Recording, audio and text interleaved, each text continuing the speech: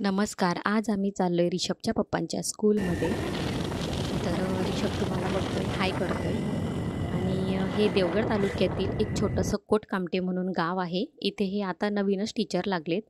म्हटलं मी पण इकडचे गावं कधी बघितले नाही. म्हटलं चला आणि हे बोलले निसर्ग पण खूप छान आहे. तर चल शनिवारची सकाळची शाळा होती. म्हटलं जाऊया आणि खरंच खूप छान असा निसर्ग आहे.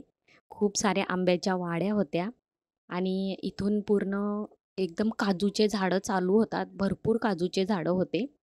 आम्ही पण हे पहिल्यांदा असे बघितले एवढे सारे झाडं. मस्त वाटलं हे सगळं बघून. शाळेत गेल्यावर पण ऋषभ खूप खेळायला लागला मुलांबरोबर. मस्त मज्जा वाटली त्याला आणि खेळून झाल्यावर मग मुलं अभ्यासाला बसले. यांनी शिकवलं.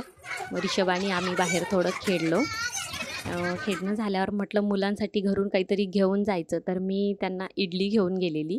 अभ्यास करून झाल्यावर मुलांनी छान इडली खाल्ली. मस्त वाटलं, त्यांना खूप आवडली. ऋषभ पण त्यांच्याबरोबर बसून त्याने पण खाल्ली. नंतर परत अभ्यास करून मुलांनी खिचडी वगैरे खाल्ली. खिचडी खाऊन झाल्यावर मग सुट्टी झाली. आम्ही परत घरी आलो. मस्त वाटलं.